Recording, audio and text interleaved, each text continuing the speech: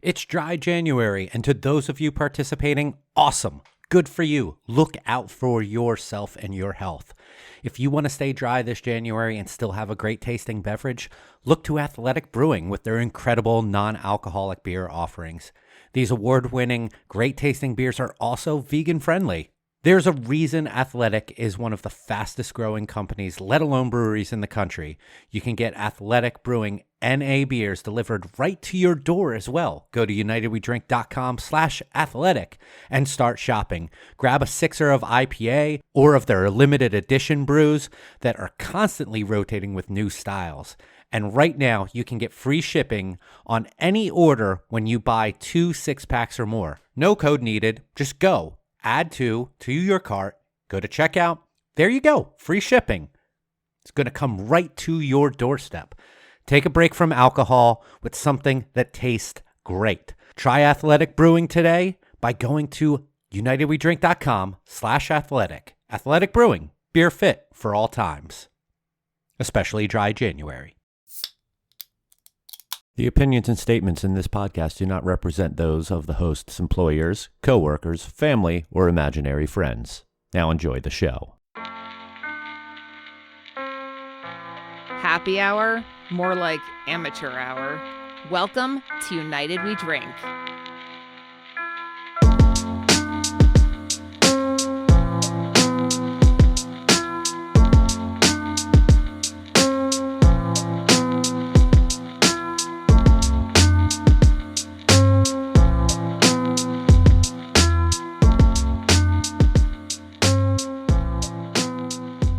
Hello, everyone, and welcome back to a new episode of the United We Drink podcast right here on unitedwedrink.com, as well as Apple Podcasts, Spotify, Stitcher, Google Podcasts, Amazon Music, and wherever fine podcasts are found. My name is Mike Urevich. I am feeling refreshed. I'm not feeling refreshed. The holidays are over, and I feel tired, and I'm going to try to make a new year, new me. Who knows? It may happen. It might not happen. It probably won't happen. Being a now 40-year-old man, son of, at the time, 14-month-old twins, it takes a lot out of you. But had a nice holiday season nonetheless. I'm doing this little talking thing because Kevin's not here. And when Kevin's not here, you know what that means. We have a guest. Yes. We are being joined for today's episode by friend of the show, Bobby Bump. If you are unfamiliar with who Bobby Bump is, I'm sorry. You really should be. Bobby is someone who I met years ago on Twitter. I've had the honor of going and meeting him in person when I lived in Philly. He was working at Right Proper Brewing, their brew pub in Washington, D.C., and I went there and had some of his beers. They were fantastic. It was a great experience. Bobby has brewed at Allagash. He's brewed at Blue Jacket in D.C. He's brewed in 3 different states, 4 and a district. If you count D.C. as not a state, it should be. Hot take, maybe. But Bobby's not a brewer anymore. He's a stay-at-home dad. He is now sober. He doesn't drink. And I thought that he would be a fantastic guest on this show to talk about his leaving of the industry after 11-ish or so years of brewing and just walking away from that, walking away from drinking, his struggles with drinking, his struggles of being a father. And I think that he has an incredible story that we all need to hear. Whether or not we are thinking about if we have an issue or not, some of us do, some of us don't. Some of us really need to hear from someone else. And hopefully this conversation can open people's eyes, those who are really having struggles or those who are just wondering if maybe they're doing a little bit too much on the job or on the drinking side of things. So I'm not going to sit here and talk too much more. Let's get into our conversation with Bobby Bump.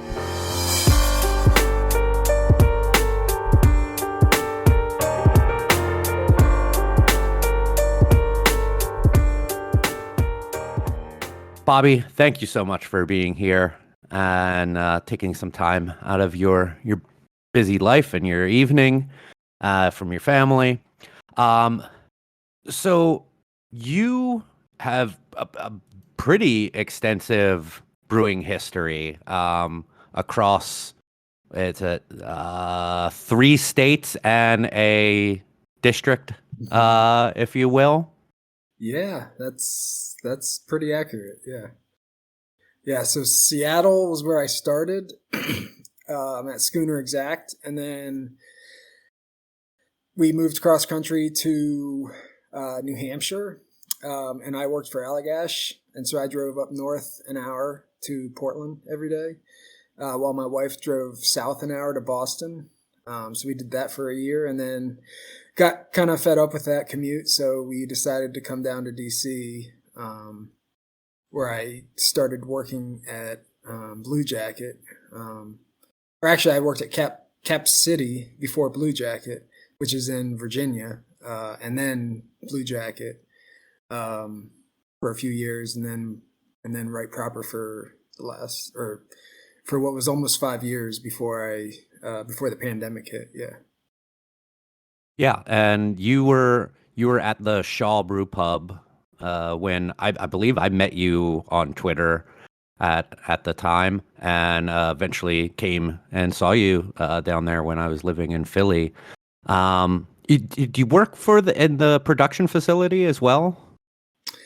So my role changed slightly about a year before I left the industry, where I was managing both the brew pub and still doing all the production for the brew pub, and also managing the production team in our Brooklyn location, where they were doing more.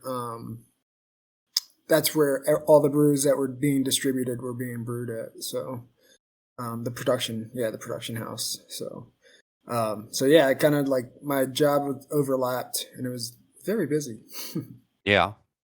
A lot of Um, driving. I'm sure, and in DC traffic, and you lived in Alexandria, or you live in Alexandria, right? Yeah, still there. Yep. So in total, about how many years were you in the industry before? Uh, yeah, I think it was about 11 years. Yeah. Okay, yeah, I'm coming up on 11 myself this May. Nice. Yes. So, um, the pandemic came about, and it was after it hit that you decided to walk away from it? I mean, it was the day that they basically said it was a pandemic. I had some health issues that, in the very early stages of when they announced the pandemic. They didn't really, nobody really knew the extent of what would happen. And so I had high blood pressure, I had asthma, I had all these, health issues that if I got it, I was like, well, crap, I got, right at that time I only had one kid, but I was like, it's not a good situation for me to be in if I did get COVID, not knowing what would really happen. So yeah, that's when I called him up that evening when I saw the news report, and I was like, hey, I need to stay home. I thought it'd be like a 2-week thing. But then it just kept going and going and going. And then eventually I just was like, I think you guys should hire somebody new, because I was helping them out, like trying to do the job from home, like still doing all the ordering and still doing all the, administrative stuff that is involved with a brewery, and taxes and such. But like, I was not on site at all. Just basically just stayed home for like 6 months. And then I just told him, I was like, look, not only am I leaving, but, I don't drink alcohol anymore. So I was like, you probably want to find somebody who's a little bit more into drinking beer right now to lead the show. So That's a huge, huge change that resulted from the pandemic. But were you on that path before that at all, as far as getting out of the industry or not drinking? So I had an internal battle with wanting to quit drinking. But when you're surrounded by it every day and it's your job, you know, you find pretty easy ways to justify having a beer. But yeah, it was a huge change. And so I guess I would say that, yes, I was trying to get out of the industry. And for me, the pandemic was a blessing in disguise, because I was able to remove myself from that situation, take care of my health, and also, you know, figure out our finances with my wife at the time to see if we could actually, you know, manage a household on one income. Well, all while on unemployment too. So it's kind of, we had like a little bit of a grace period there while I was getting some income from unemployment to kind of figure out if we can survive on just one income. And so, yeah, you know, I turned what was basically like a bummer opportunity or a bummer of a situation into, I guess, a positive outcome for me, long term for sure. Oh yeah, for your health, and I mean, I've followed in what's been going on with you over these last few years, and it seems like, I mean, you are in incredible shape. Like, you go running every day, just about. It's 6 days a week. Yeah, I'd go 7, but my wife would, you know, kill me. And you set up like a little gym in your garage, or wasn't it at one point? Yeah, I mean, well, once the pandemic hit, everything shut down. So yeah, we already had a barbell and a pull-up bar, so I had, you know, pretty much the basics. And we had bought a rowing machine like 2 weeks before the pandemic hit, so nobody was really seeking out any of that exercise equipment. So, you know, I had everything that I needed to, you know, basically keep my brain distracted, and get a good workout in still. So. And I mean, also your little girls can keep your brain distracted as Yeah, well. very easily, yeah. So you've also gotten very into cooking over this time. You posting a lot about like sandwiches that you're making, steaks, pork chops. Like, you're really into pushing your local butcher and the high quality meat, high quality ingredients, local ingredients. It's funny because it comes across as that craft beer type of mentality of small, independent, tastes better. And you've somehow harnessed some of that into your local meat, your local butchers, your local other things, and turned it into some cooking at your house.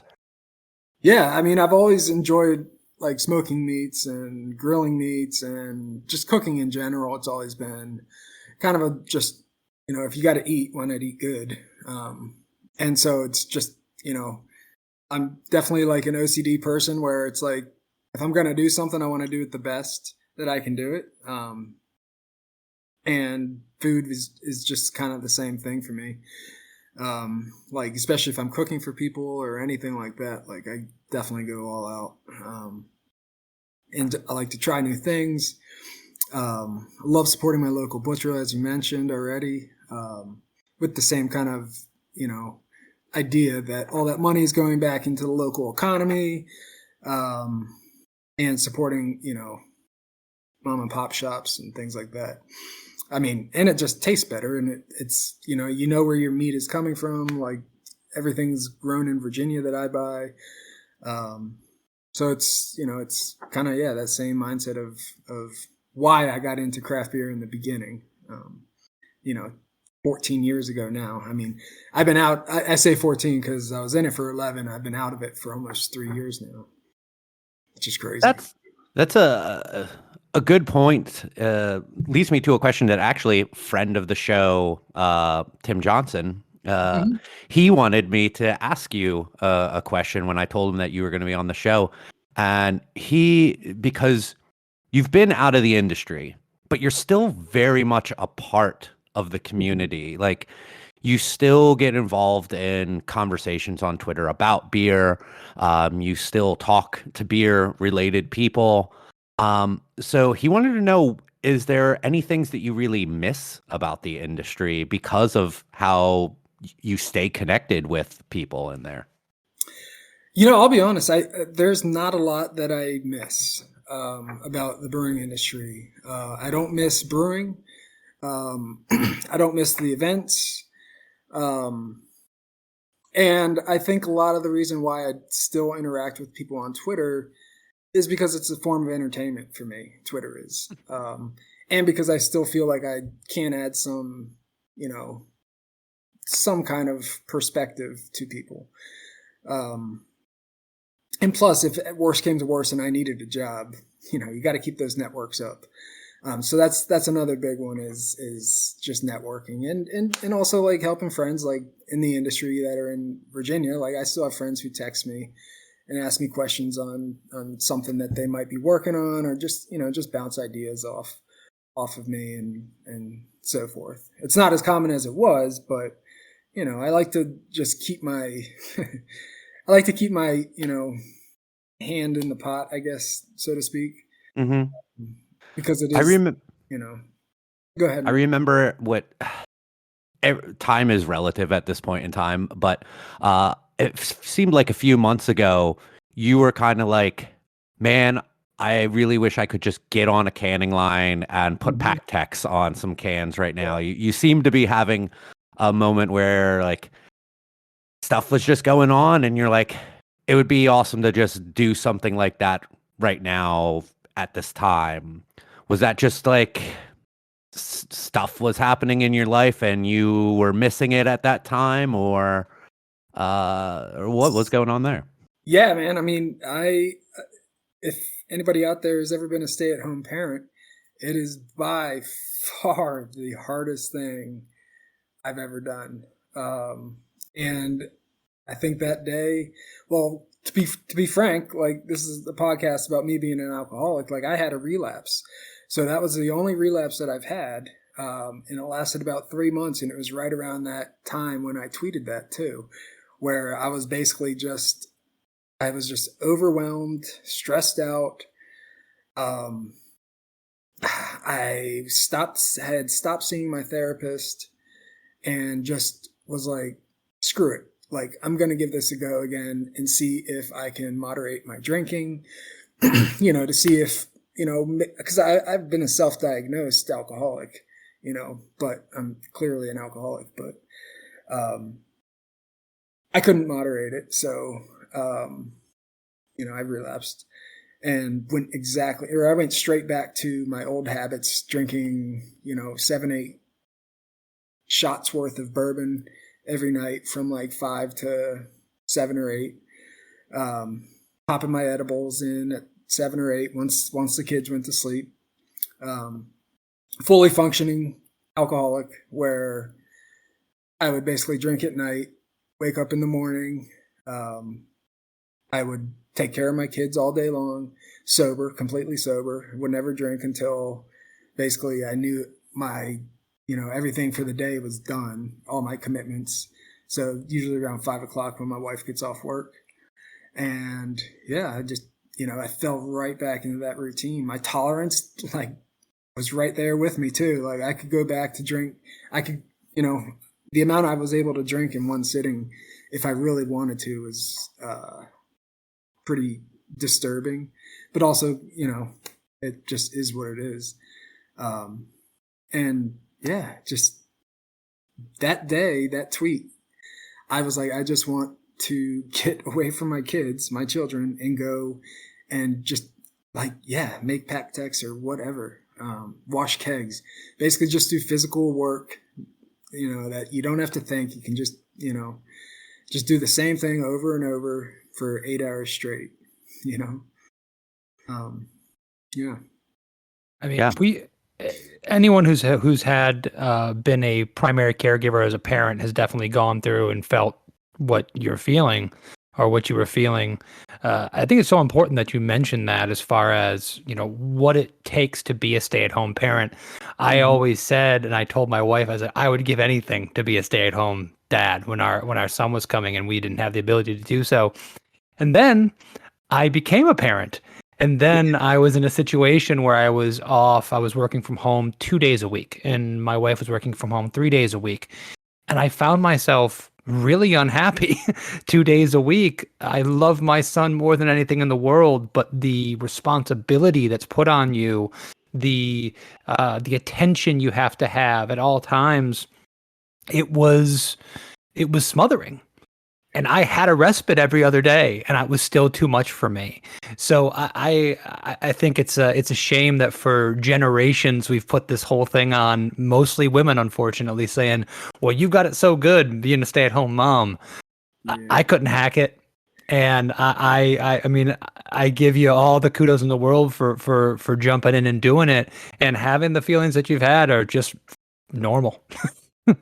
Yeah. It was it was a little bit more intense than I expected, especially because I became a stay-at-home dad. We only had one child, and then several months after her, I quit my job. My wife got pregnant, so I'm like, oh crap, like that means in 9 months I'm gonna have a second one to watch after, and he's 2 years old now, almost two. He'll be two in March, but he is the complete opposite of my daughter too. So my daughter is definitely like baited us into having a second one because she was so easy, so like just under. I mean, everything we tried to do with her, like getting her down in the sleep schedule, was so easy. Getting her potty trained, no problem. Like, and this guy's like the complete opposite. He's probably like me on steroids or something like that because he's just running around like crazy and screaming nonstop. That's what kills me, is the screeches. But so here we are, and it's a very hard job. Our house is a disaster all the time. But I'm the same as you. I love them to death, but I hate the responsibility of being a parent. Like I would do anything in the world for my kids, but I would.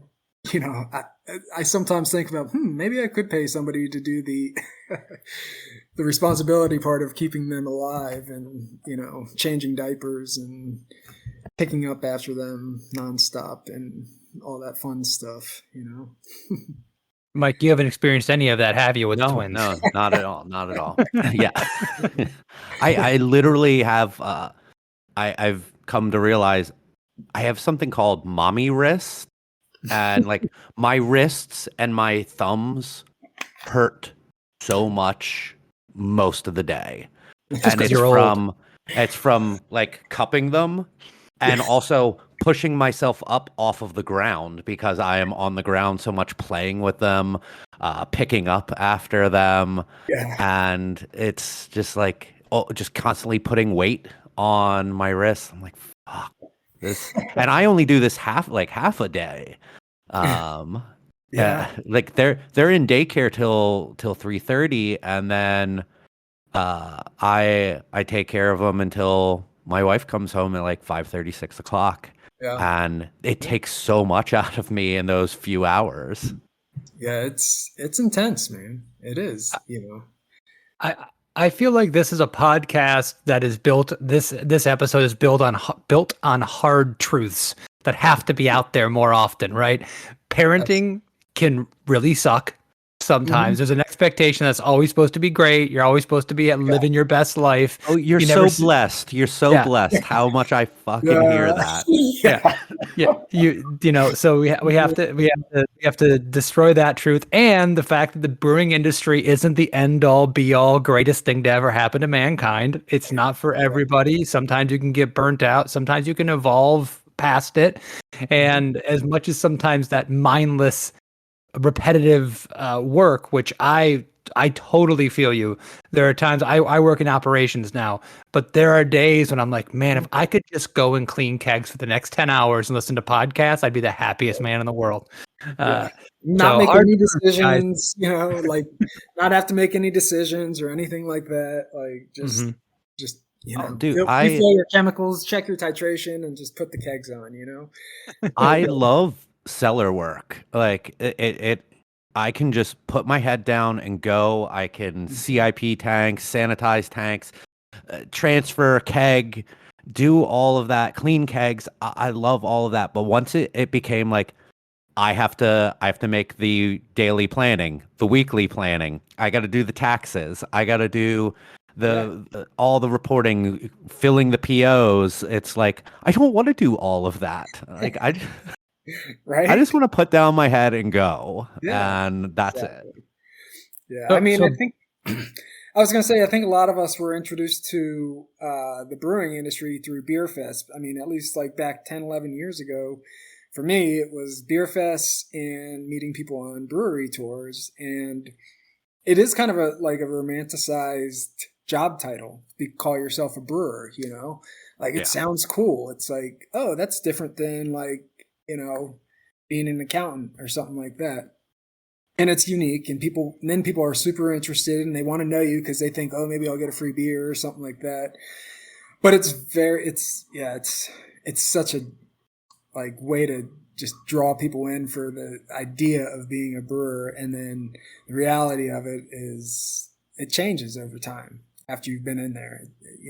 Then it leads to burnout, like you guys have mentioned, and I mean, mental health wise, like there's only so far you can go at a brewery, right? Yeah. Like you're basically the head brewer, and then if you're somebody who's an overachiever or who likes to kind of have a career, your career caps out at head brewer most of the time, unless you become like a director of operations at a bigger brewery or something like that. But even those jobs are small or hard to come by too. Yeah. So it's kind of, depending on the type of personality you have, it's not always a good fit long term. would you have wanted to go down that road had that avenue been open to you, or easier or more plentiful jobs? So, I mean, to this day, I'd still work for certain breweries. I'd work for New Belgium. I'd work for Allagash. I'd work for some of those larger regional breweries. But I probably wouldn't work as a production member. I'd probably want to be more in the overhead category, working in accounting or something like that, where I still understand the business, but I can also because I did study accounting in college sort of, for a little bit, but yeah. So, I mean, I do have those kinds of skills, where I could still, be a part of the industry, but not have to do all the backbreaking work and all the tedious, work and monotonous tasks and so forth. And also, I love those missions of those two breweries in particular. But yeah, Yeah. I mean, Allagash would be like a dream job to me. I mean, especially with my transition into the more marketing side of things, like they're the best marketing brewery practically out there as far as I'm concerned. New Belgium's pretty damn up there too, especially with what they've done with Voodoo Ranger over the last couple of years and pretty much creating its own brand for that. So I'm right there with you, but I think a lot of that has to be like, oh, we'd have to move for something to Maine, which I'm not totally against moving to Maine or to Colorado. And I know my wife's not really keen on the idea of Colorado, but yeah, that's the thing is that those potentials are so far and few between. And they would require huge life changes for someone who doesn't live in the area to be able to take it on. right. And it makes this industry so hard for people to really grow. Well, it's funny. It's funny because we have a billion breweries and there's a billion more in planning all the time, right? But when you're really talking about the kind of jobs that you two are discussing, there's one per state. Right. From large breweries, and you mentioned two ones, Bobby, that were near and dear to your heart, right?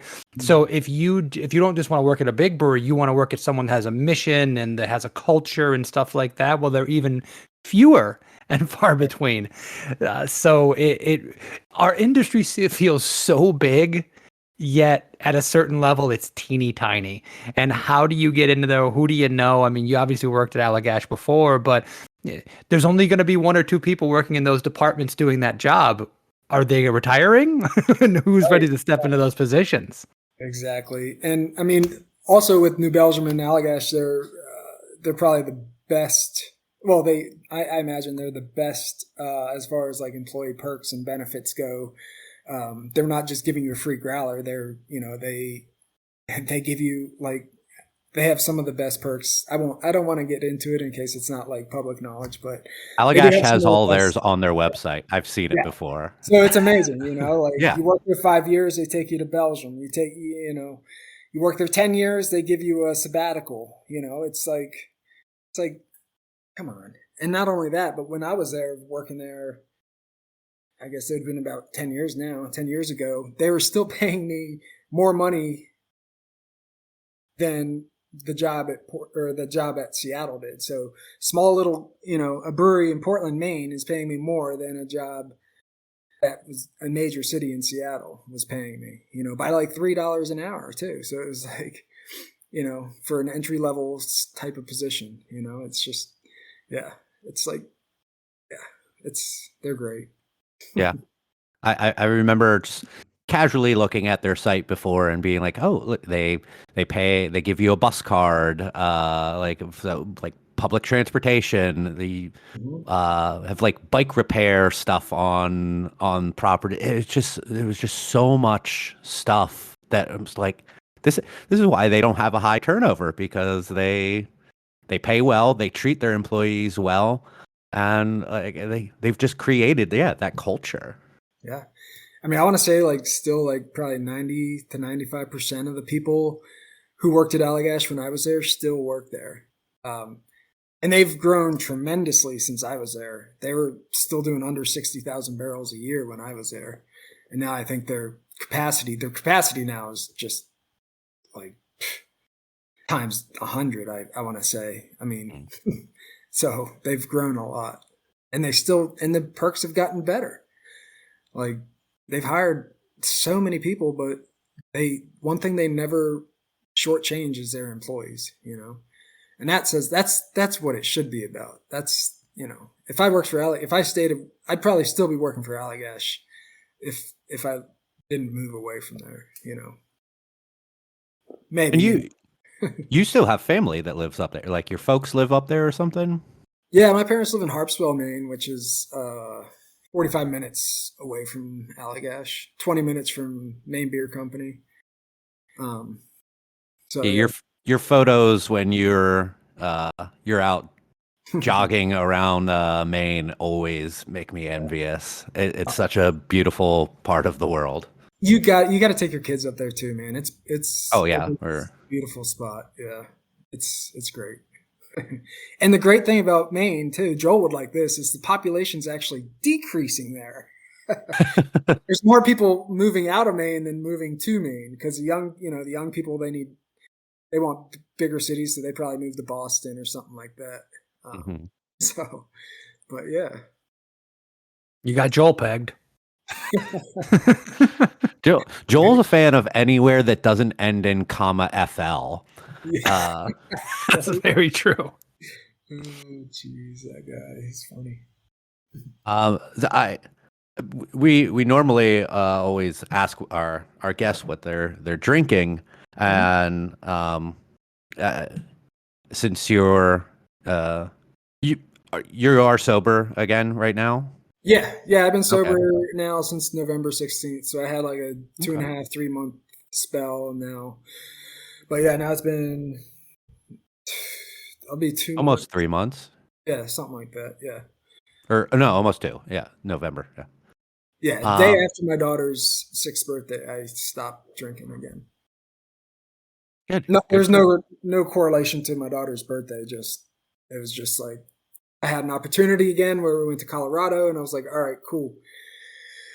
like, I'm not going to drink. And the first 4 days suck. Like, I'd love to talk about this too, like about Yeah. what happens when you stop drinking. It's like, for me, a big one is it wasn't so much the cravings as much as it's the insomnia, where I could not fall asleep to save my life for like 4 days straight. Um, and then eventually I did, but like, yeah, like I was so used to falling asleep from alcohol that my brain was like, yo, you haven't had we haven't released our dopamine yet. You haven't gotten your fix. What's going on? And it just keeps you up all night long. And that's probably the worst part. Lasts about a week. And then, and cravings to me were manageable.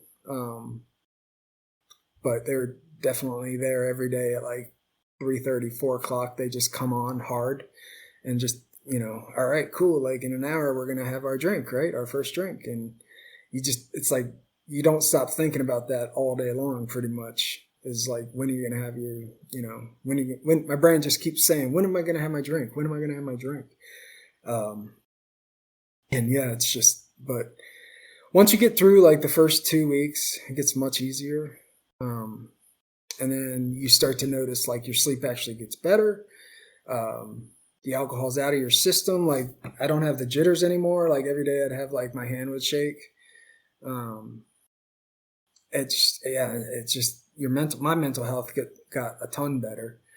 I'd wake up every day with anxiety in my gut.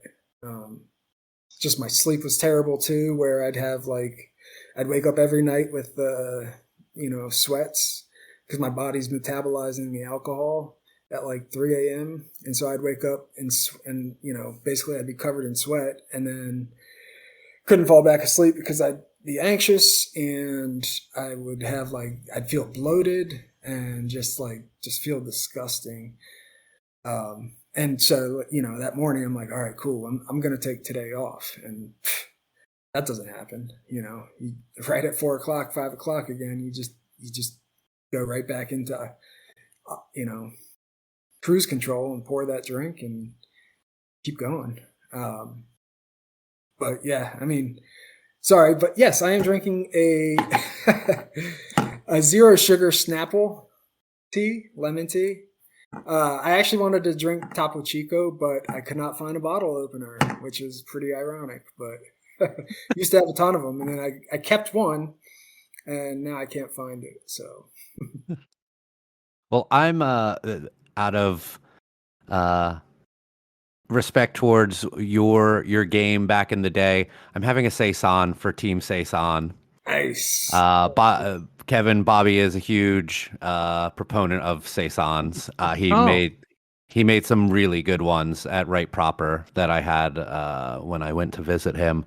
Having one from Triple Bottom Brewing from Philadelphia that they did in collaboration with Deer Creek Malt House, Pennsylvania malter. So it's all Pennsylvania grown malts, and then they actually dry hopped it with Motueka. So it's not a mixed culture. It's got that usual estery taste of like your typical yeast strain for saison, but ton of like tropical and citrusy notes from the hops. Really nice beer. Nice. It's funny you say that, Mike, because we're actually working Barrel of Monks. We're going to do a collaboration with Funky Buddha here in the next week or so, and we're going to be doing a saison with some more tropical, more New England style hops. So try to marry that old world, new world kind of thing. And Ralph and Joel have been working on it along with Ryan over there. So I'm a big saison fan myself. When they're well done and well balanced, and especially the classics, I just dig. What I'm drinking is classic in its own right, is Left Hand Milk Stout. I did this for my old favorite Friday a couple weeks ago. Joel and I reviewed it, and I was just like, wow, this beer's still perfect. That's awesome. I mean, that's all you got to say. It's still perfect. It's still one of the best milk stouts you're ever going to have. And it's just so delicious, so well balanced. I love it. I've also got a little bit of Oban as well.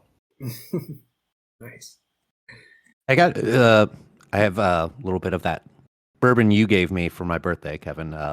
Bibbin Tucker. How is it? Good. Yeah. It's funny. I went from right before you gave me that bottle, it was like a few days before Christmas. I had 0 whiskey in my house. I now have 5 bottles of whiskey in my house from the holidays and my birthday. So thank Well, you for that's contributing. yeah, you're very welcome. Yeah, it's funny the way that works. I went to a retirement slash New Year's Eve party for Bill McPhee, one of my partners at Barrel of Monks, and I went and picked up a bottle of tequila because he's a big tequila fan, and I know for a fact he probably got 15 bottles of tequila that night. Because when you're in doubt and you don't really know what to get somebody and what they have, and you get him a bottle of booze a lot, and I can imagine he's going to have enough with tequila to last him the rest of his retirement, which is a good thing, I guess. I imagine the scene from Christmas Vacation where the boss has all of the same, like has all of those gifts that are all the same shape but wrapped differently. That we don't know what it actually is. They never show what it actually is, but I imagine that him just getting a whole bunch of like bottle shaped gifts. Like they're not in the bottle bags. They're actually wrapped in the shape of a bottle. One of my favorite things to do back in the day was when you do like the Secret Santa or whatever it is to just get a giant box and put like a very small, insignificant thing in there with some weights, so that you just you get people excited. They're doing a white elephant, and they're like, "I want that one." Oh, it's a keychain and a 20-pound weight. That's not nice. Well, that's because I'm kind of a jerk, apparently. I don't know why I went down that road, but apparently here we are. I saw on Instagram recently, it was like somebody had cut out like the inner, it was like a loaf of bread, and they took each slice and they cut out like a circle almost. And then they put a bottle of like booze right in the middle, and then they put all the bread back on, so it looked like a loaf of bread. I think they were taking it to like a football game or something, but like you could easily take that or do that for like a white elephant gift. It would be kind of heavy for a loaf of bread, but hey. White Elephant is the worst game in the history of the world. I just want to say that I had an outburst at my family one this season. Who had the outburst? You? Yeah, I said I had the outburst. You had? Oh, I thought when you said I had an outburst, like I was involved in an outburst. No, I was the outburst. Yes. What did you outburst? Because I hate the game. It's dumb because people. At least one person is always going to be upset. Yeah. Half of the time, that's me. And like that, they get something that they don't want. Just do Secret Santa, so therefore someone's going to get you something that you want. Is the way that I look at it. I hate people having to leave that game with being like, no, I ended up with a fucking candle. That's awesome. But I did do the thing that you said. I bought a gift card to a local brewery, and I put it inside of a really big box with a bunch of like padding around it so that they couldn't shake it and hear what was in it. But I fucking hate that game. I agree with you on the white elephant. I hate it as well. But I hate it for a slightly different reason. I expect nothing from a white elephant gift. I will not like whatever I have. I do not expect to enjoy it. But I hate seeing other people miserable with their white elephant gifts. And also, no one ever steals in our family. So it's literally like 13 people in a row going, I will take this one. I will take this one. I will take, because no one wants to take anything from somebody else and be a jerk. So it doesn't, the gamification doesn't happen. It's just a bunch of people opening gifts that they don't like, looking at them and going, oh, yeah, great. And then we go on to something else. Yeah. That doesn't sound like the white elephant game I'm used to. lot of stealing going on around you. You're supposed to screw people over, man. It's like, all right. There's also always one person who goes way above the price, the agreed upon price. And then that becomes the hot ticket item. Like there was someone who had a Japanese whiskey, and it was like, oh, great. Now we're all going to fight over this like $90 bottle of whiskey when it was supposed to be a $25 thing. Right. Like, fuck off. I want to be part of your white elephant next year, Mike. If I Well, can just I told them I'll I just will not be skip it. playing next year if they try to do it again. And I always have to tell the rules. Like they're like, we're doing this, and then they try to start like, well, how does it work? Like, you guys are the ones who want to do this, and you don't know the rules. I like that you're laying the This law isn't down, my Mike. last call. No, or maybe this is my last call. Fucking Christ. So so Bobby, where you're going on what 3 years of being a stay-at-home dad? Yep.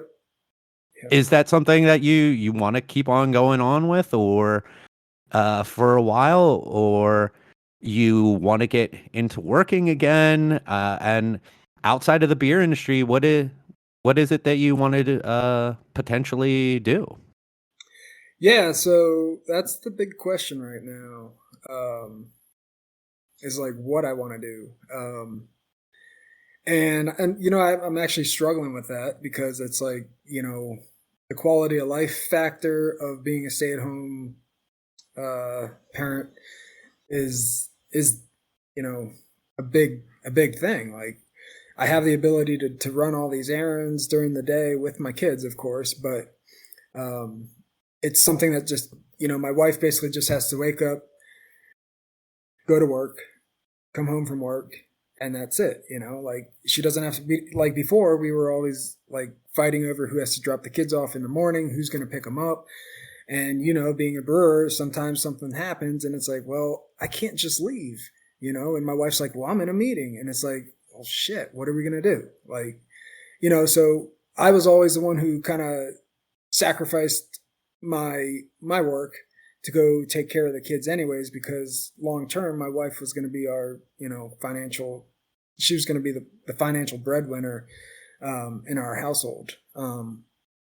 So it made sense for me to kind of just be the one to be the stay-at-home parent.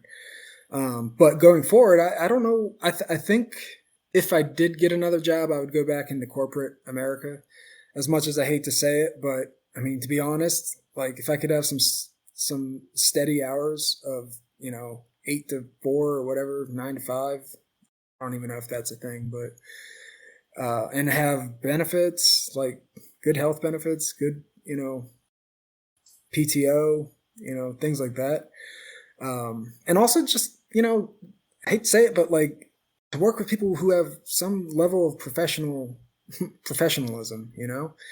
I hate to say it, but a lot of managers in the brewing industry have no idea how to manage people or communicate and so forth. And that really leads to a lot of burnout too. Oh, And like we we lost lost Bobby. him. Oh, and Hopefully he's coming back. Yeah, I'm here. You here? yeah, That- we lost you there for a second. That was a pretty badass mic drop, though.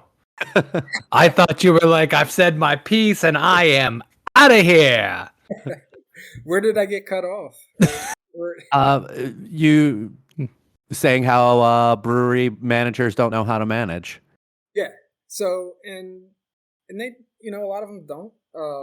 I've been fortunate, and obviously working with Allagash and the owners of my last job at Right Proper. Leah especially and Leah and Thor were both very professional and easy to communicate with, and great with especially at Right Proper, they were great with employee benefits and so forth. So I was very lucky, especially being a small business, especially on a small scale like they are too. But the stories that my friends have told me, like, just, oh man, they drive me nuts. Like they just, like, it's just, yeah. And managers just in the brewing industry just have a lot of room to grow, so to speak. And that, I'm sorry, no. Oh no, I was just gonna say I'd probably want to get back to just Lost him again.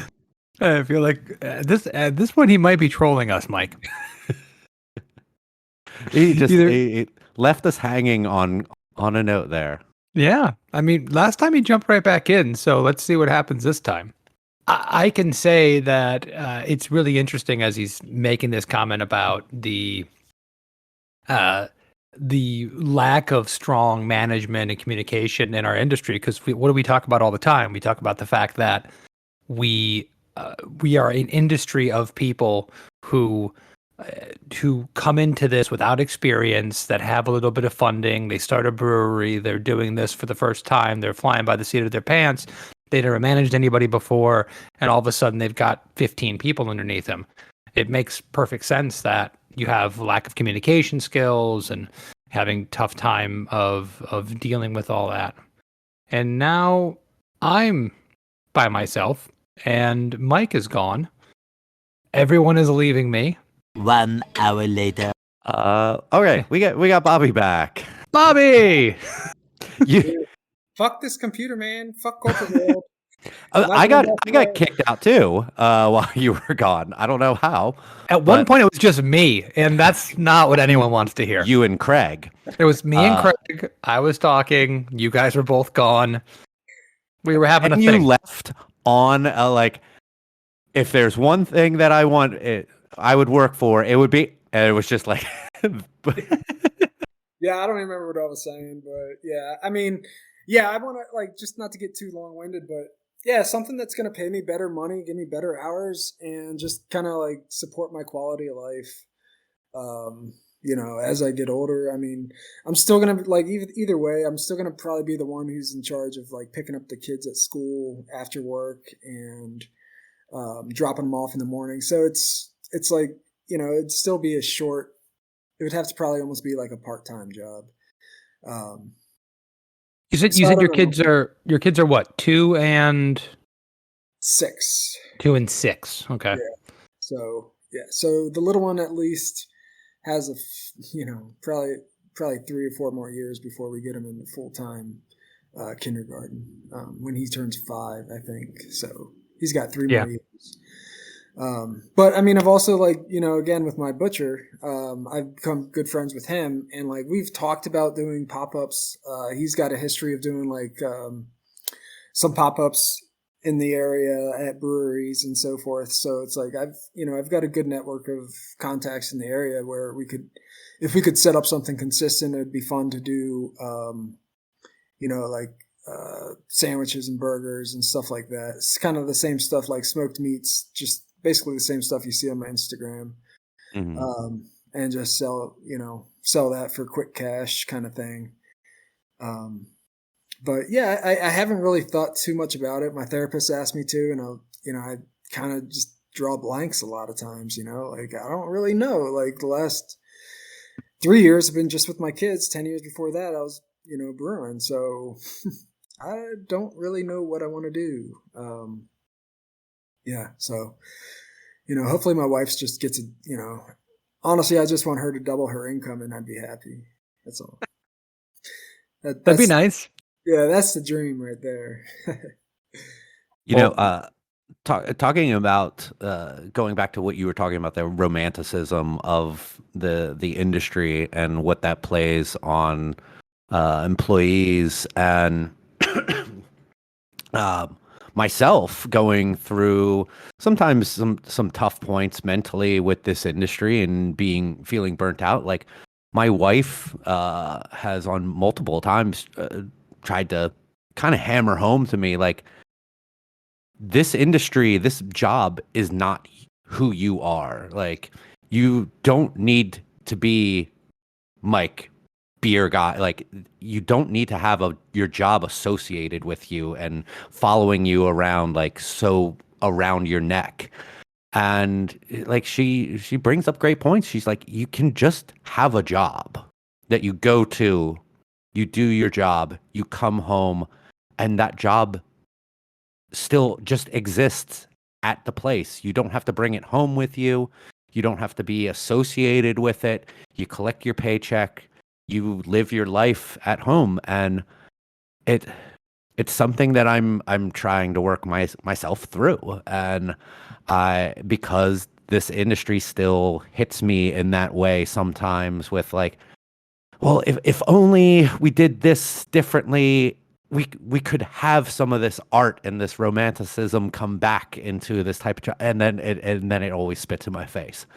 And it's a tough thing, and it's my own struggle, but I know that there's probably a lot of other people who feel that same way, because we've taken a manual labor job and for some reason made it seem like it is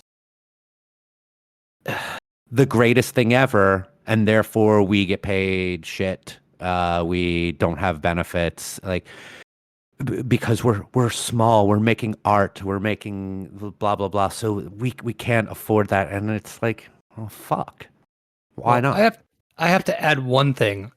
One of the reasons is because they're not making money. And there's a lot of breweries that aren't making money. So there's a reason why you can't pay benefits when you're not profitable. And there's a lot of people in that boat. And there's a lot of people I would guess in the upper echelon that, I heard stories about very popular large breweries out in California that were paying, brewers $25,000 a year, shift brewers that probably were raking in the dough. So I'm not saying it doesn't happen, but there's also just a fact of people in a situation thinking they're going to be wildly successful and not being successful and not being able to compensate their people well. I think it's I think it's really, really important to understand, something that Bobby, you were saying about not knowing what you want to do kind of next, like what's the next move. I can speak for myself. I'm 41 years old. I've been in this industry for almost 15 years. And I can proudly say I don't know what the next act of my life is really going to be. I'm in school full time. I'm right now pursuing a degree. I've never got a degree before, just because I want to kind of explore my options of what it's going to look like in the future. Mike, you've lived your dream of being in the beer industry, because you were MikeLovesBeer.com. That's what I met Mike Urevich. He was MikeLovesBeer.com, just so everyone knows that. And we connected on craft beer and hanging out in beer circles. And you were a blogger and you were doing videos and you were just passionate about this. And you're still passionate about beer. You still have, tons of knowledge and understanding, but you don't have to make it your life. You could do something else and still love beer. Like, we all have the ability to change and do something different. And it's really, really tough when you thought you reached where you were supposed to go, and it's like, well, there's a glass ceiling. There's no place to go from here, or the pay isn't what I need it to be. It's not easy, but we can all shift. And I think to a certain degree, all of us are doing that. And that's really great. I think one of the tough things about this, and this is a weird conversation to be branching off into, but we'll do it. I feel a lot of the time, if I think about my career past beer, I feel like I have learned a whole lot of things in small amounts that is not enough to be successful at one of those things. Like I look at what I feel like I do best is the creative aspect of it, is the social media, the content creation. But I feel like most firms don't even want to give me the time of day, because if I wanted to talk to them, I don't have a degree. I haven't worked at a firm before. I worked for a brewery doing this stuff. I know how to do like pretty much all of the bookwork of like taxes and managing the inventory and all of that. And I just don't know if it's enough to be like in some sort of operations managerial role for, I don't know, warehousing or something like that. I just feel like this industry has pulled people in so many different directions to, hey, while you're doing that, can you also do this? Can you also do that? And you're like, yeah, sure, I want to learn as much as possible. But it's just like barely scratching the surface of what the world outside of beer for those things is about, for logistics, for managerial, for clerical, things like that. And it just, when you look at the outside world, it's like, fuck, I don't know shit about fuck. Yeah, pretty much. That's how it feels, right? I mean, yeah.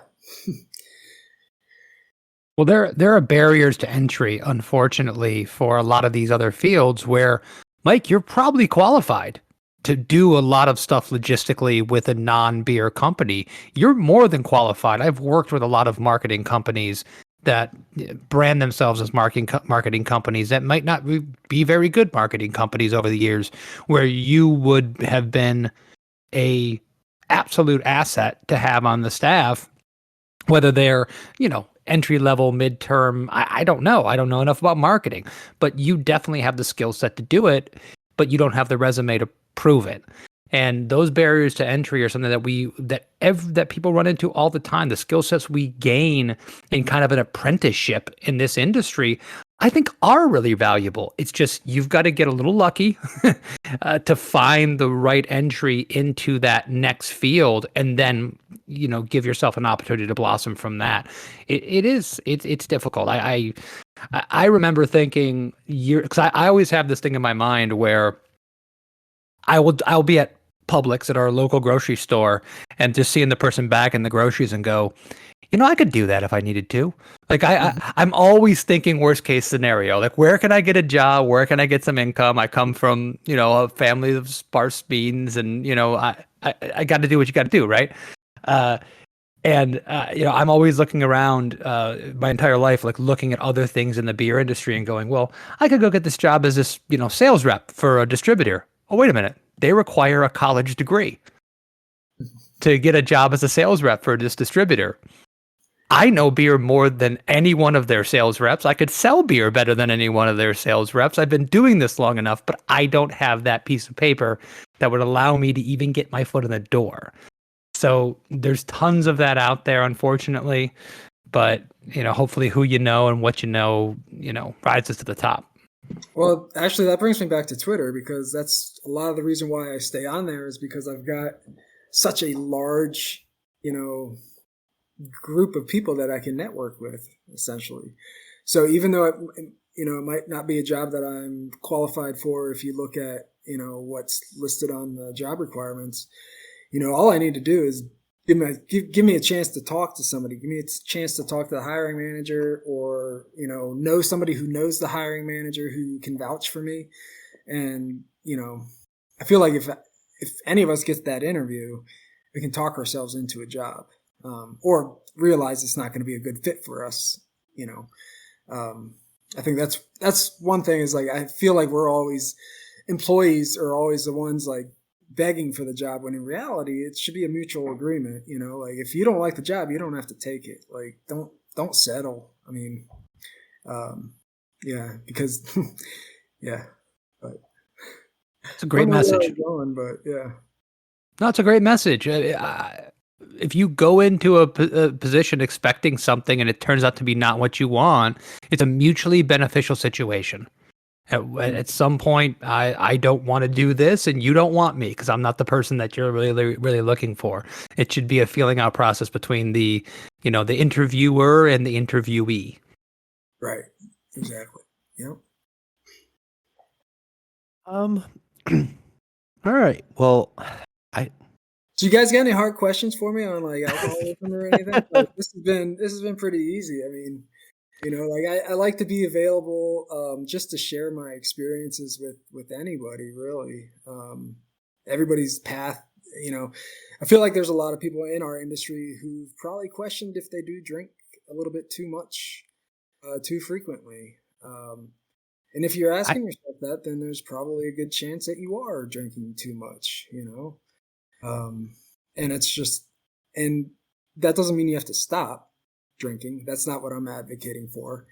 But it's just, if people want to hear more about the way that I found sobriety, which is definitely not through AA.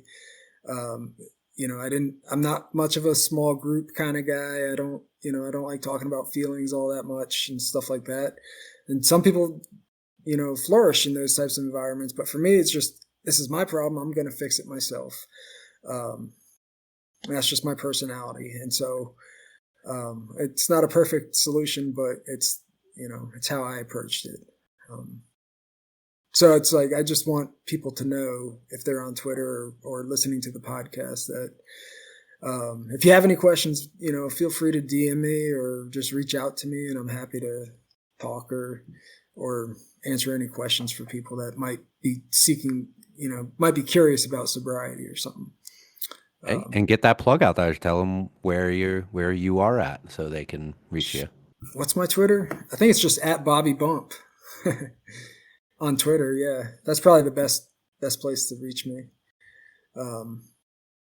But yeah.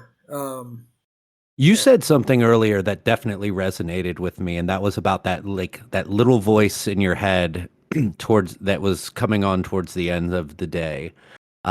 Because especially during the holiday season, every day I pick up my boys at daycare at 3:30 and watch them. And then last week it was a little longer because they didn't have daycare. They were closed. And I was talking with my wife last week about this. I was like, a lot of days around 4:30, this thing starts happening in my head. It's like, hey, go ahead and have a beer. You deserve one. Yeah. Right now. And it's like, yeah, I can have one and still get watch them and take care, start working on prepping dinner a little bit and all of that. And I mean, I know that I went probably a little harder than I should have during the holidays, and starting to rein that back in right now. But that voice is strong when you start hearing it, and it's a tough thing sometimes. Mm-hmm. And I know exactly what you were talking about to that aspect. There's parts of what you were saying that I don't know, because we're all individuals and we all have different mechanics going on up there. But yeah, it's also nothing to be ashamed of, No. it's not our fault. I mean, alcohol it's addicting. Your brain becomes addicted to dopamine, and dopamine's released when you drink alcohol. So I mean, that's our brain's doing what it's supposed to do, but it's just with alcohol, not something that's healthy for us. Mm-hmm. And I think alcoholics get such a bad or have a stigma placed against them. It's like, oh, this person's an alcoholic, what's wrong with them? And it's like, no, we just have a label on us, right? And people think something's wrong with us because we're trying to improve our lives, to remove alcohol. So, some people will be like, oh, something's wrong with Bobby because he's, he can't drink anymore. And it's like, no, I can still drink. I just choose not to drink. And two, I just don't want to be on my deathbed in 10 years, and telling my daughter at 16 that I chose alcohol over her, or over my health. That was a big reason why I wanted to quit too, was kids, man. They change your whole perspective of things. But yeah, ethanol, we all know what ethanol is. It's in gasoline, right? It's also in beer, mixed with a bunch of sugar to make it taste good, right?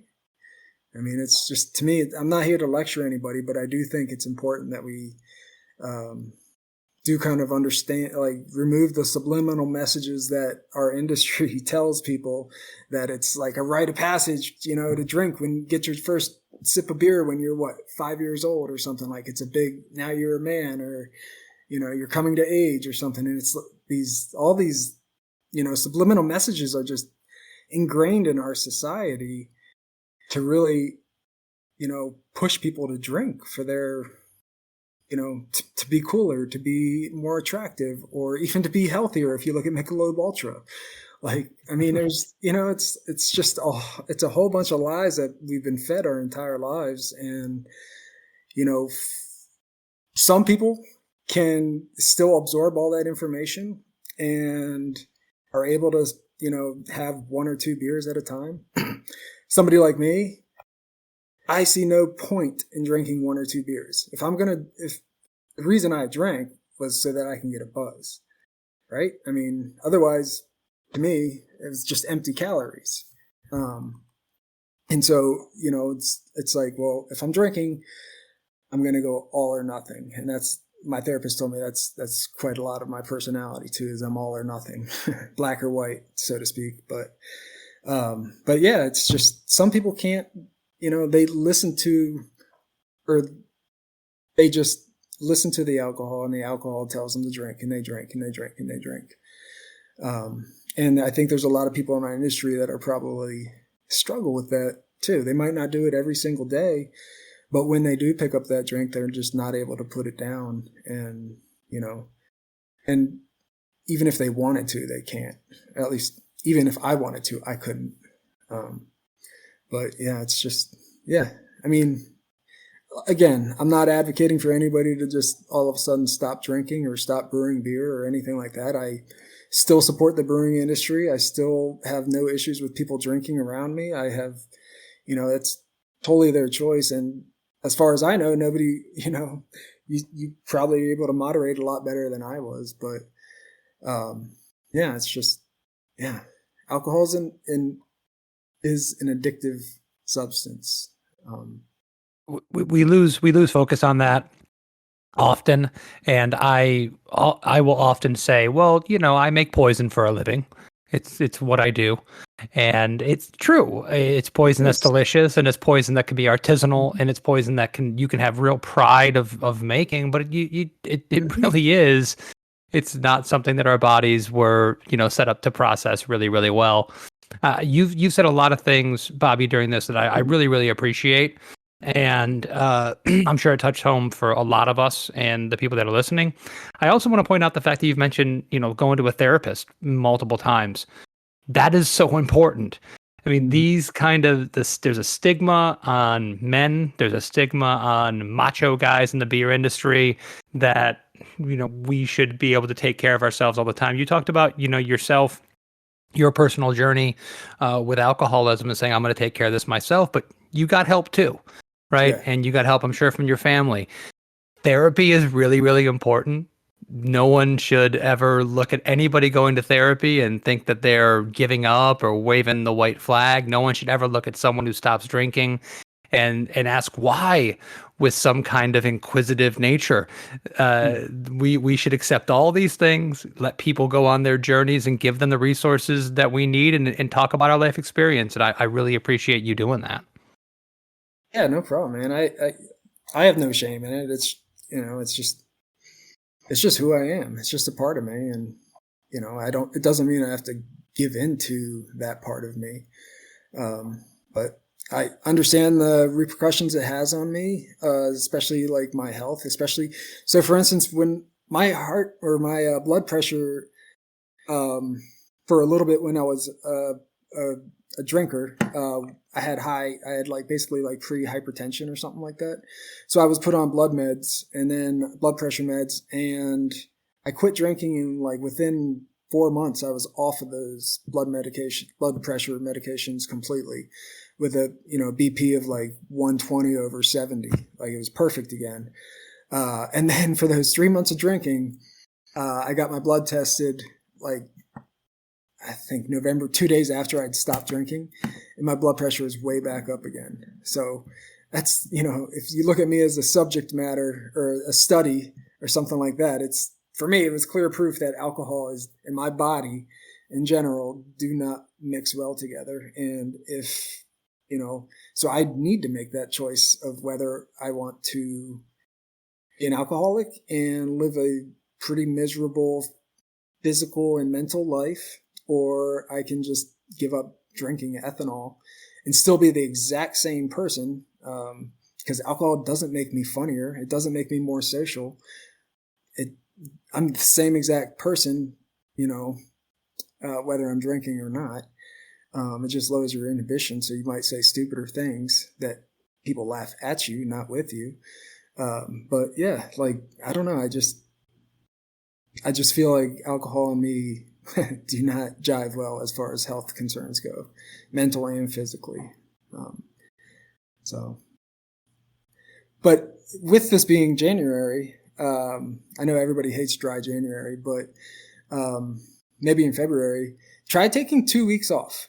Like if you, I'm talking to people who are like everyday drinkers, like I was, everyday buzz kind of drinkers. Like try taking 2 weeks off. That first week's gonna suck. You're not gonna sleep, but then just look at your mental health after that first week off.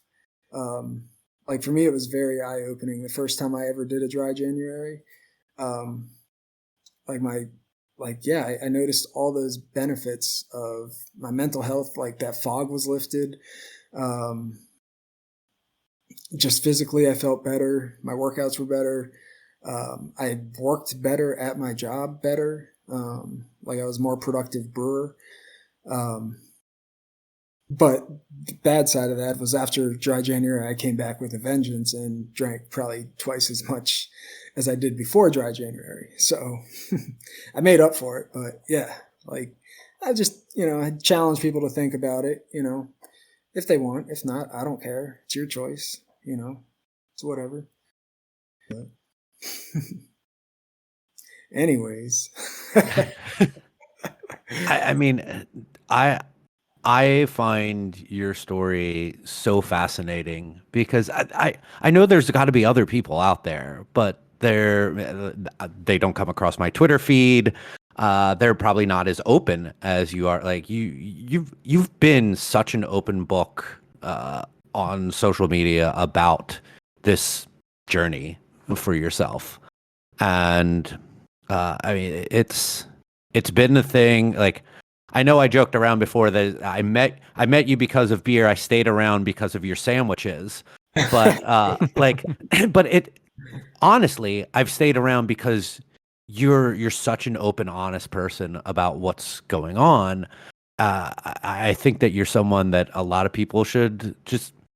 I mean, take a listen to read some tweets, talk to you, and if you have any inkling of some of these feelings, like you were saying, and or that I was mentioning before, like maybe you need to take a break. Like I've done breaks before too, and yeah, those first few days suck, for sure. But man, I know times when I am like sick. When I had COVID in early 2021, I don't know time. Wow. I didn't drink for I think it was 3 weeks, and even in those last week and a half, I was sleeping great despite that I had COVID. Right? Yeah. And I was like, man, that was some of the best sleep that I've ever had. Like, I wasn't drinking either. So, man, yeah, I mean, we're a group of hopefully most brewers are into science, and the science, behind alcohol is real. So, like you mentioned about the sleep, how you feel better. It's like when you drink alcohol, your brain doesn't enter REM sleep, so basically your brain doesn't shut off, and so it's not having time to kind of rebuild itself after a long day at work or whatever sensory kind of situations your brain went through that day. So when you stop drinking alcohol, then you fall asleep naturally, and you've got your hormones are working properly in your brain to help you sleep and recover. And so it's like the first thing most people notice is the sleep impact is so much better. And for me, it was also like the anxiety just disappeared in me, personally. But yeah, and nobody should be ashamed about it. Like again, it just is what it is. I mean, it shouldn't be a thing to joke about, but you said something that reminded me of a Mitch Hedberg joke that was that alcoholism is the only disease that people like get mad at you about. yeah, Like, right? Yeah, like you're an alcohol. Damn it, you're an alcoholic. Damn it, you have lupus. One of those doesn't sound right. But it is. It's true. It is a disease that people for some like you're stigmatized for it, and you shouldn't be. It's something that you are working on resolving and moderating through it. And the fact that you went over 2 years before you relapsed, like just shows that like this isn't a thing that just once you give it up for a month, like now it's done, it's over with, I beat it. No, like those things can keep on coming back, and it's a lifelong battle or journey or fight, whatever you want to call it, to stay on that course and try to keep yourself healthy for your family, your job, your whatever, like whoever out there is wondering what they're fighting it for. Yeah. And I do want to say it, like for 2 years before I quit, I thought about quitting and thought about it and thought about it. It's a terrifying thought, like I'm somebody who drank for 20 years, heavy drinker for 20 years. It was a terrifying thought of not having alcohol anymore. Like, when you think about that and you're like, but that's what I've done the last 20 years. What's my life? Is life going to be boring? Is life going to be, what do you people do, like besides drink? And yeah, that was, once I got over that hump and I was like, fuck it, I'm just going to try it, like, and just go with it. And I'm going to read this book. I read This Naked Mind. That was the book that I was like, all right, I'm going to finish this. And once I finish this book, I'm going to stop. And that's what I did. And yeah, it clicked with me. For me, it just clicked. But yeah, it was terrifying. And also a lot of times when the type of people who are, judging you for quitting drinking, a lot of times it's just because hits a little bit too close to home for them too. When they're like, oh, maybe I should stop drinking too, and, everybody has to figure it out on their own time, yeah. It's a tricky subject. For sure. And I think that's why, unfortunately, we don't talk about it enough in this industry, is because no one really knows how to nobody wants to approach it. Right? Yeah. Like we make beer, but we don't drink beer. Like, well, maybe sometimes, there is, like I did ask somebody one time, I was like, so it was somebody in the wine industry. I was like, so how can you be an alcoholic and still work in the wine industry? And they related it to, you can still be very creative. If you have a desire to be creative, you can still do that with brewing beer or whatever that might be. It just depends on your comfort level of being around beer all the time. Which for me, I think I could actually do. I think I could actually get back into brewing without drinking. But I wouldn't be able to taste the beer, which is probably why I never would. With wine, they say you can spit it out, but to me, that's a pretty big temptation still, Yeah. I can tell you that I have somebody that works as a cellarman, a very important person in our brewery who, the best of my understanding, can't stand beer at all and doesn't enjoy it in any way, shape, or form. In fact, anytime I see him holding a beer, I think there's a problem. Like this must be a bad batch and they're getting everyone's opinion whatsoever. Right. He seems to get no enjoyment out of beer. He's great at his job. I mean, in every way, shape, and form. He does a lot of our artistic stuff. He does a lot of our label design and things. But from what I can tell, he is at best indifferent to beer and at worst somewhat annoyed by it. So, and he still does a great job and works in our brewery and is an imperative part of our operation. So it can be done. That's awesome. This person wouldn't happen to start with a J. Their name was it's not Joel. No, Ben Wilson. I'll say his name. I'll call him out because he does a great job. He'll never listen to the podcast because he's not interested in beer. But Ralph, one of our brewers, will certainly say that I've mentioned him. So it's Ben. That's awesome. That's great. Uh, I was just thinking about how last year we had a guy come on our team, and he as a brewer, and he was helping out on a canning day, and he said to me, he goes, "Man, you guys are some of the calmest canning people I've ever seen." I was like, what do you mean? He goes, "Places that I've worked before, those guys are like 3 beers deep within like an hour of being on the line." I'm like, what do you mean? He's like, "Oh, they take the low fills and they start just drinking them while they're working." I'm like, we're still working. Like there's like I take a sip every once in a while of like one that like the lid got fucked up on, and it's like, all right, take a sip, and then I just throw it on the ground. But I'm like, I can't be doing that. Like this is heavy machinery. And he's like, I applaud you for that. He's like, but I've just seen some fucking disasters of people working on canning lines before. Yeah, I was fortunate where I was not the kind of wake up and drink kind of person. So I never drank like while working. If I was actually physically working, like that was, yeah, because for that, I mean, not only for that reason, but I just didn't like to the way it just weighs me down. It's like, and plus when I'm drinking, I want to be at home.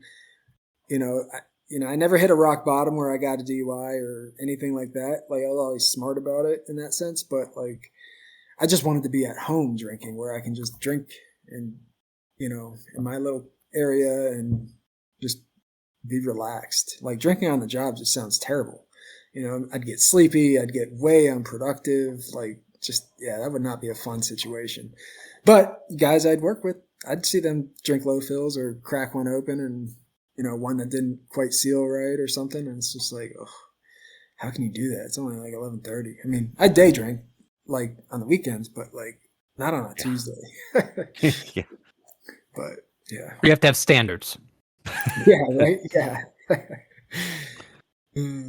All right. So I think we do need to wrap this up a little bit here. There's a couple things for you though before we go. There's one question that we ask to every guest that comes on here. And you listen to the show, so you probably might have an idea of what's coming.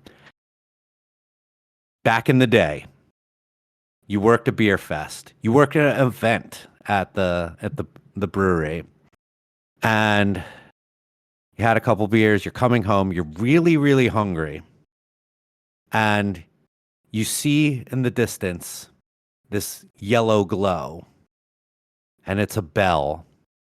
It's the Taco Bell, and you're like, I'm going to that drive-through. What are you ordering? Chalupas. Most likely chalupas. They still have those? I don't know. Yeah, those are good. I haven't been to Taco Bell probably in like 20 years. It's been a while, man. I went to one last week. There's one actually right around the corner from my house, and it's very tempting. The fact that I haven't gone there more often is pretty amazing. But I was coming home from what was it? Was it last week? No, it was the week before Christmas. Coming home from work, and I'm like, I just need to grab something, and I just knew what I wanted, so I just said that in there, like, what can I get you? And I said it, and I was like, please let those things still be on the menu. And they're like, all right, it's this much, pull around. I'm like, yes, it is. I didn't even bother looking at the menu, so I don't know if chalupas are still there. Yeah, they used to be. They would have to be. I would think so. Yeah, They're a popular item. I'd probably try one of those Dorito, whatever they got now. The Doritos Locos, yeah, and a Crunch Wrap or something too. That's Crunch a Wrap popular Supreme. one. Yeah, Crunch Wrap. That when I was on this show as a guest, a Crunch Wrap Supreme was definitely on my hit list. It's I think all it was Tim's too. Yeah. Yeah, and also, by the way, if Jim Gaffigan has taught us nothing, it's all the same, like 4 ingredients, just in some different form. Yeah. So I'm gonna say a word that sounds Spanish. You give me something, and we'll be good. Who, me? Um, and then we do last calls, the point in where we give each other a little bit of time to say whatever it is that we want. Can be about beer, can be not about beer, unopposed, unobjected, uninterrupted. So you as our guest, Bobby, what would you like to say as your last call? Oh boy. I guess mine should be about alcohol, alcoholics in general. But if you are somebody who's curious about getting sober, just do a little bit of research on it for yourself, and just really think about it and think about how it impacts your life. And if there's other things that you'd want to do, but like alcohol is holding you back, like whether that might be getting in shape or, trying to get that different job or whatever. I would just say, just consider alcohol, consider looking into, getting sober or figuring out ways to moderate that work for you. But ultimately, like, you don't want to be controlled by the alcohol. That was the feeling. The big feeling for me was like, I just felt like alcohol controlled my life. And it's a shitty way to live. And there is a way out. So, and you can do it. Just like I did. You ask any of my friends, they'd probably tell you I'm the last one to ever get sober. But here I am, almost, 3 years, minus 3 months of relapse. I'm not perfect. But yeah, and feel free to hit me up on Twitter at Bobby Bump with any questions or whatever. Cool. That's all I got, man. Awesome. Kevin. From something meaningful, thoughtful, and important of what Bobby said, I am going to talk about something that means nothing in the grand scheme of things. And that is the fact that I am going to Disney World, Walt Disney World. For the first time, I'm taking our 4, soon to be 5-year-old to Disney World with our family for the next 3 days. And it's the first time I'm going since I was like 6 years old and can't even remember like anything about that trip. And I am baffled by this Genie Plus. I don't know if anyone knows about this. Basically, when you go to Universal Studios, when I grew up going to Cedar Point, which is in Sandusky, Ohio, it's where I grew up in Detroit, we would drive down, you could get a Fast Pass. And a Fast Pass, you pay an amount of money, and then you get in a separate line that makes you go through the line faster. Now, I understand that it's a classist kind of thing. When I was growing up, we couldn't afford Fast Passes. So we just stood in line and we judged the people that were in the Fast Pass line completely. But now as an adult who doesn't go to these theme parks very often, I just want to pay amount of money and I want to walk into a line and say, we can now do this faster. I have a 4-year-old, soon to be a 5-year-old. He does not need to be waiting in a line for an hour and a half. So we will give me, how much is it? $300? Fine. Here's my money. Take it.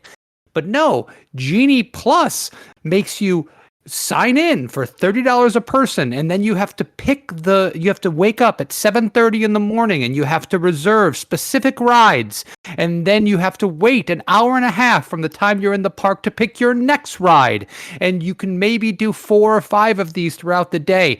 It is bananas. Wow. It doesn't make any sense. There are also rides where you have to like join a virtual queue, and you only do that 2 times. There's like 3 different ways to do this. Then they have the lightning lane, and the lightning lane, you can pay a certain amount of money, like $15 to $30 just to get in the lightning lane, which is the Fast Pass for specific rides, but you can do those one at a time throughout the park.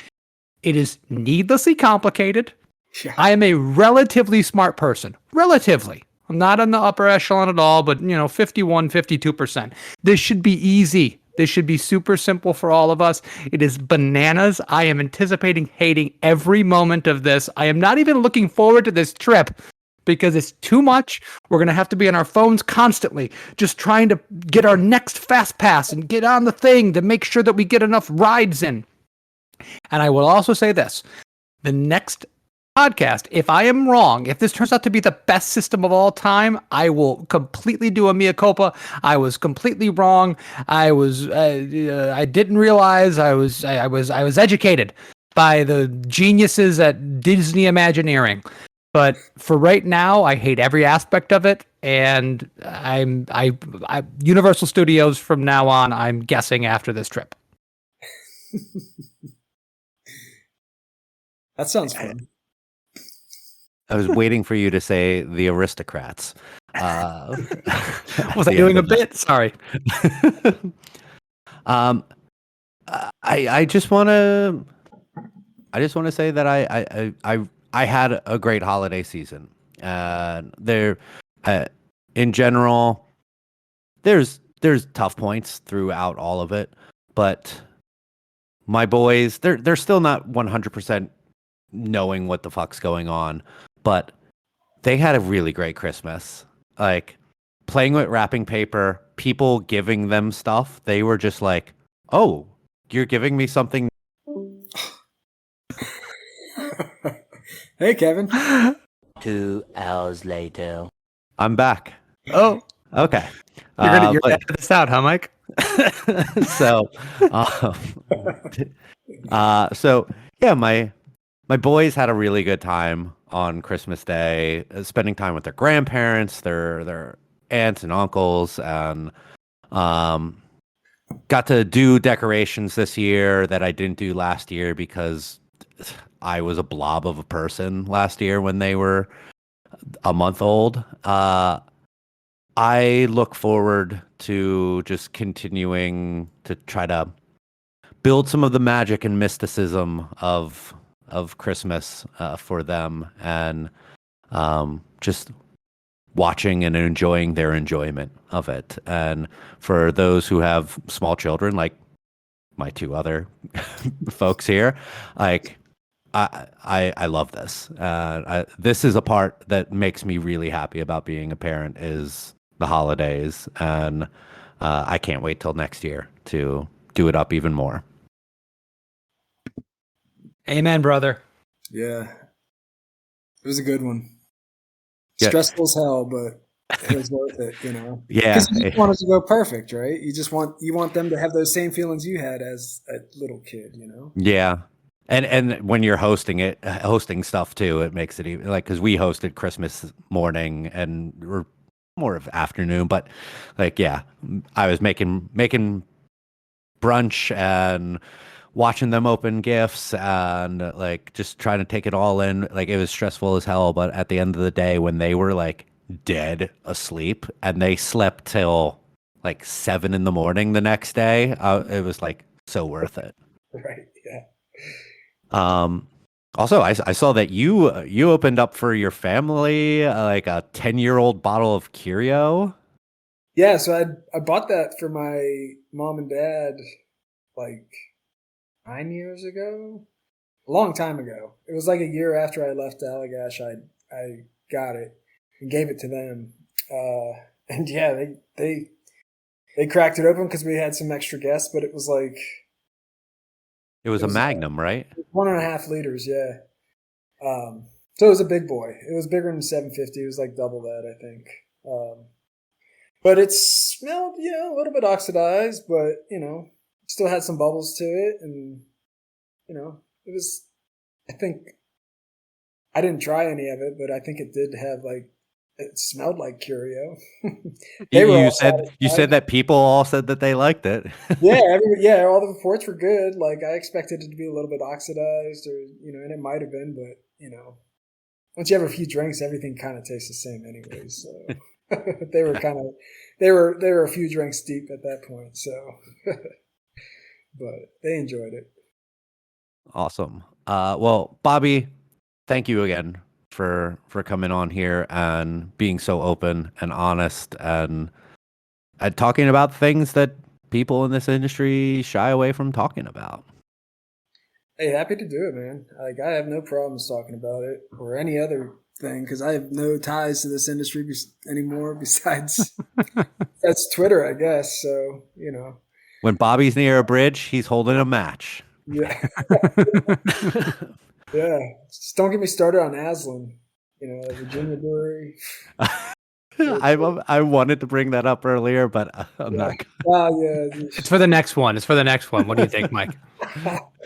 Bobby versus Aslan. I'd love it. Yeah. Thanks so much again, man.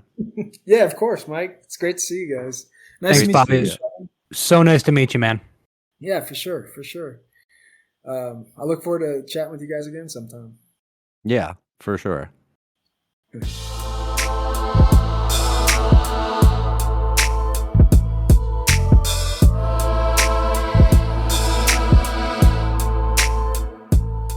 One more time, a big thanks to Bobby for coming on the show.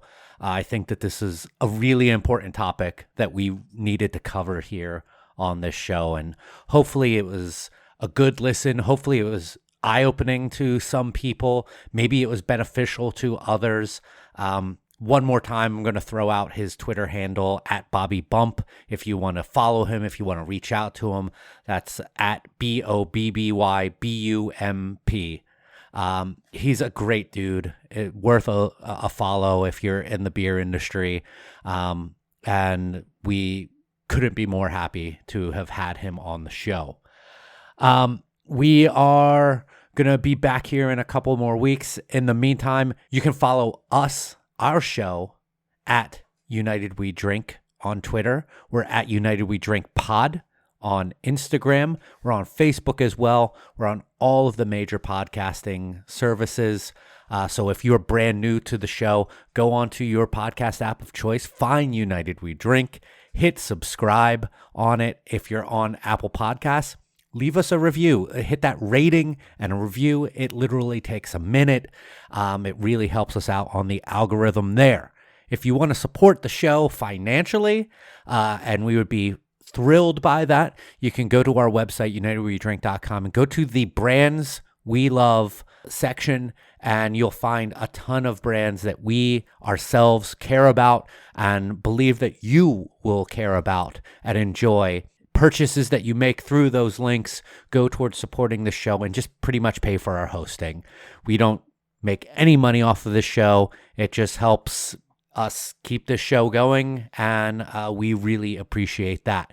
You can also check out our store. That is unitedwedrink.com/store for shirts, buttons, stickers, totes, and other cool merch over there. Other than that, we'll be back here in a couple weeks with another guest. Ooh, a little teaser there. I mean, it's not really a whole lot. I didn't give you any clues, but we will have another guest. So that's going to be awesome. We're looking forward to that. Have a great next couple weeks. We'll talk to you soon. Cheers.